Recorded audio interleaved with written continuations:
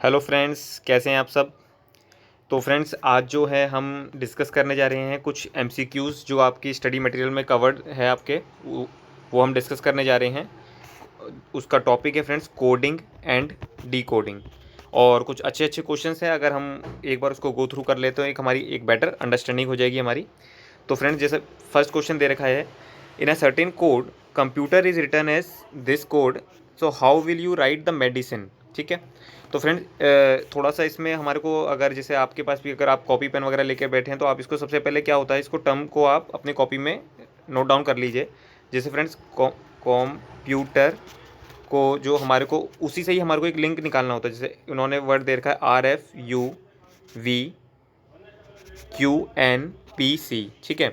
तो फ्रेंड्स, अगर आपने इसको थोड़ा सा नोटिस किया हो तो आपने देखा होगा फ्रेंड्स, ये सी जो है हमारा फर्स्ट लेटर हमारा इसका लास्ट बन गया, और जो इसका लास्ट लेटर है वो यहाँ पे फर्स्ट लेटर बन जाता है। तो इसी तरीके से, और फिर जो उससे पहले लेटर है उसका जो नेक्स्ट एडिशन है, जैसे ई के बाद क्या आता है एफ, तो वो हमारा यहाँ पे कंसिडर हो गया।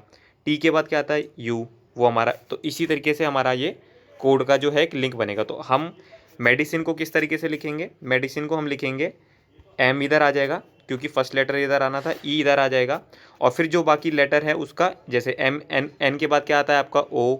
ठीक है ना। उसी तरीके से J D J E F M.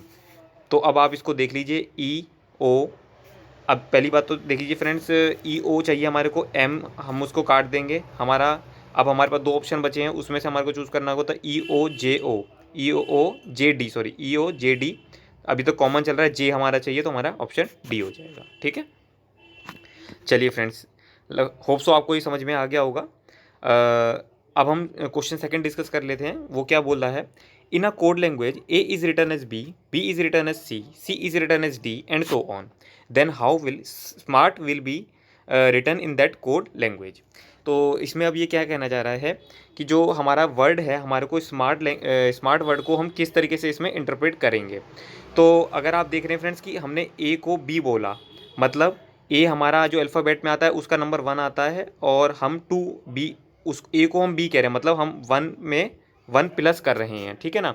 तो उसी तरीके से हम जो ये वर्ड हमारा स्मार्ट होगा तो हम उसको कैसे राइट करेंगे, एस के बाद क्या आता है टी, एम के बाद क्या आता है एन, उसी तरह ए के बाद क्या आता है बी, उसी के बाद आर के बाद क्या आता है आपका एस, और टी के बाद क्या आता है आपका यू। तो आपका जो वर्ड हो जाएगा वो TNBSU हो जाएगा। अब आप इसको ऑप्शन देख सकते हैं, आप उसको टिक कर सकते हैं। ठीक है।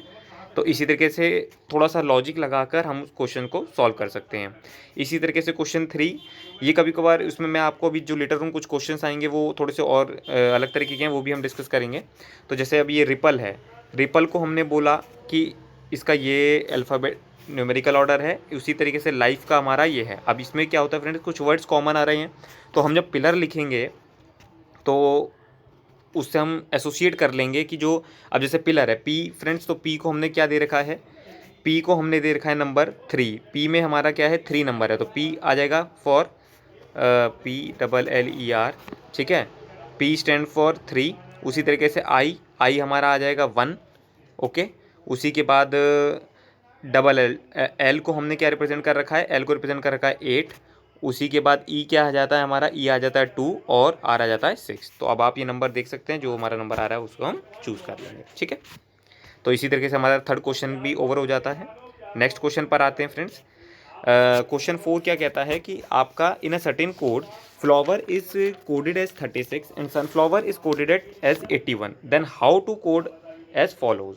जब हम फ्लावर को 36 लिख रहे हैं, सनफ्लावर को 81 लिख रहे हैं, तो हम फॉलोज को कैसे लिखेंगे। अब फ्रेंड्स, इसमें क्या एक लिंक है, जैसे आप देखेंगे फ्लावर में कितने वर्ड हैं, फ्लावर में 6 हैं, और हमने उसको कोड करा है, तो हमने क्या करा है, इसका स्क्वायर कर दिया। उसी तरह सनफ्लावर में कितने वर्ड्स हैं हमारे, आप देख रहे हैं सनफ्लावर में हमारे 1 2 3 4 5 6 7 8। ठीक है ना। 9 वर्ड हो गए, तो 9 का हमने स्क्वायर कर दिया, उसको हमने क्या बोल दिया 81। उसी तरीके से अब हम फॉलोज़ को देखेंगे, फॉलोज़ में कितने वर्ड हैं हमारे पास, फॉलोज़ में हमारे पास 7 वर्ड्स हैं, तो 7 का स्क्वायर कर देंगे, तो वो हमारा आ जाएगा 49। अब आप ऑप्शन अपना चूज़ कर सकते हैं। ठीक है। तो क्या होता है, इस तरीके से अगर हम करते हैं थोड़ा सा समझ समझ के, तो ये हमारे लिए कोई चैलेंजिंग टास्क नहीं बनता है। अब फ्रेंड्स, ये क्वेश्चन 5 है, इसको मैं अच्छा क्वेश्चन कहता हूँ, आप इसको एक बार पढ़ेंगे। थोड़ा सा मतलब स्पेल ऐसा ही है, बट इसको मैं आपको टेक्निकली बता दूंगा कि इस तरह को ऐसे क्वेश्चंस अगर हमारे एग्जामिनेशन में आते हैं तो बिना उसके भी हम कैसे सॉल्व कर सकते हैं इसको। जैसे लिखा है इल बी पी रोजीज आर ब्लू, कोशिश करिएगा आप अभी जब प्रैक्टिस कर रहे हैं तो ये सब लिख के करिएगा, ठीक है। रोजीज आर ब्लू से कर रखा है, sik hi red flowers, pi mit hi flowers are vegetables, how red in that code हम लिखेंगे। तो फ्रेंड्स क्या होता है इसमें हमारे को कॉमन करके कट करनी होती है फिगर्स, ठीक है। अब जैसे आप फ्रेंड्स देख रहे हैं सिक ही को हमने क्या लिखा है रेड फ्लावर्स, हमारे को रेड चाहिए तो हम उस पर फोकस करेंगे। सिक ही को हमने रेड फ्लावर्स लिख रखा है, ओके। और उसी के बाद आपने देखा जो नेक्स्ट वर्ड है पी मस्ट, पी मिट ही, उसको हमने क्या बोला है फ्लावर्स आर वेजिटेबल। तो अब उसमें से अगर हम फ्रेंड्स देख रहे हैं फ्लावर्स इसमें भी कॉमन आ रहा है, इसमें भी कॉमन आ रहा है, ठीक है ना। और दोनों में जो हमारे वर्ड्स कॉमन आ रहा है वो कौन सा आ रहा है हमारा ही कॉमन आ रहा है। तो ही हमने कॉमन लेकर उसको काट दिया, ठीक है। तो जैसे ही आप देखेंगे ही आपका कट गया तो सिर्फ जो फर्स्ट आपका फ्लावर है फ्लावर से आपका कट गया, बचा रेड, तो रेड का क्या है आपका सिक। तो इस हमारे को क्या मिल गया, हमारा जो रेड वर्ड होगा वो सिक से डिनोट होगा। तो सिंपल इस तरीके से भी आप उसको लिख के कर सकते हैं, ठीक है। थोड़ा सा बुक में कॉम्प्लेक्स तरीके से होता है, थोड़ा सा कभी समझने में हमारे को दिक्कत हो जाती है, इस वजह से मैंने आपको डिटेल में समझा दिया। ये थोड़ा सा फ्रेंड्स मतलब आई थिंक कॉम्प्लेक्स भी है, थोड़ा सा लेंदी भी है। अगर आप इसको लिख के करेंगे, मैंने आपके लिए इसको करा है। तो फ्रेंड्स बेसिकली क्या है, जैसे कि आप ये सारे वर्ड्स लिखते हैं, ठीक है ना। तो सबसे पहले मैं इसमें आपको बता देता हूँ, जब आप इसको राइट डाउन करेंगे, एक बार प्रैक्टिस करेंगे और जब कॉमन फर्स्ट करेंगे तो आपका जो एक स्मार्ट वर्ड है इसमें, ठीक है ना, उसका कोड वर्ड आएगा आपका की, ठीक है। हार्ड वर्ड है उसका क्या आ जाएगा आपका MUL मुल। वेरी का आपका आ जाएगा DU, जो अभी हमने क्वेश्चन करता उसी तरीके से अगर आप करेंगे तो ये सब चीज़ आपकी कैंसिल आउट हो जाएगी। और इज़ का आ जाएगा आपका HUI, ठीक है ना। अब जब आप इन सबको इस तरीके से काट देंगे तो जो आपका वर्ड है बिंगो, ठीक है ना, वर्ड स्टैंड फॉर बिंगो, तो इसका आपका क्या बचेगा बा, तो आप उसको टिक कर देंगे। अभी ये जो मैंने लिखा आप इसको नोट डाउन कर लीजिए और ट्राई टू सॉल्व आउट। अगर आपको कोई दिक्कत आती है तो आप मुझे कमेंट करिएगा, मैं आपको इसकी दोबारा से एक्सप्लेनेशन अच्छे से और बता दूंगा, ठीक है। चलिए 7th क्वेश्चन क्या है। 7th क्वेश्चन में कहता है if rain is water, water is called air, air is called cloud, cloud is called sky, sky is called sea, sea is called road, तो where do the aeroplanes fly. तो friends अब ये तो हमें पता ही है, तो कॉमन सेंस का है कि एरोप्लेन्स कहाँ स्काई में होते हैं, बस हमारे को स्काई का इन्होंने क्या बोला हुआ है स्काई इज़ सी, तो हमारा क्या आंसर हो जाएगा सी। इसमें मतलब ऐसे कोई मतलब टेक्निकल वाला पार्ट नहीं था, ठीक है ना। चलिए क्वेश्चन 8 देख लेते हैं हम। क्वेश्चन 8 क्या कह रहा है, if orange is lemon, lemon is flower, flower is fish, fish is tail and tail is called pen, तो व्हाट इज़ रोज, रोज क्या होता है फ्रेंड्स, रोज फ्लावर होता है और हमारे इस क्वेश्चन में फ्लावर को क्या बोला हुआ है फिश, तो हम क्या कहेंगे हमारा जो है आंसर फिश हो जाएगा, ठीक है। थोड़े सिंपल से क्वेश्चन है ये, थोड़ा सा अच्छा क्वेश्चन है, ये हम डिस्कस कर लेते हैं।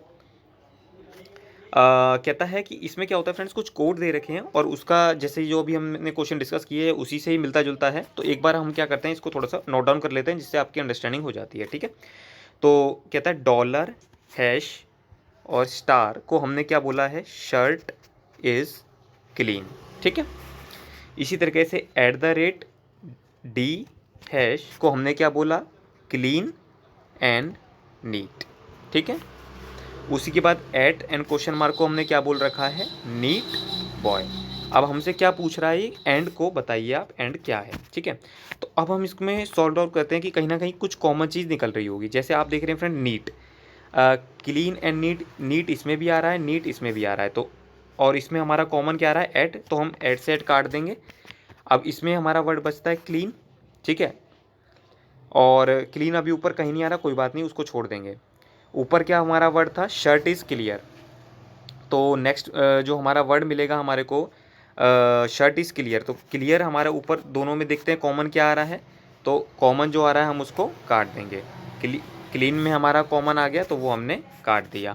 अब हमारा क्या बचा फ्रेंड्स, हमारा नीट वर्ड आ गया, हमारे को एंड चाहिए। अब इसमें आप देख रहे हैं 3 शब्द थे, 2 उसमें से कट चुके, तो एंड का वर्ड क्या आ गया डी, तो हम क्या चूज़ करेंगे एंड का वर्ड आ जाता हमारा डी। सिंपल तरीके से हम इसको सॉल्व आउट कर सकते हैं। उसके बाद अब आ जाता है नेक्स्ट क्वेश्चन पे।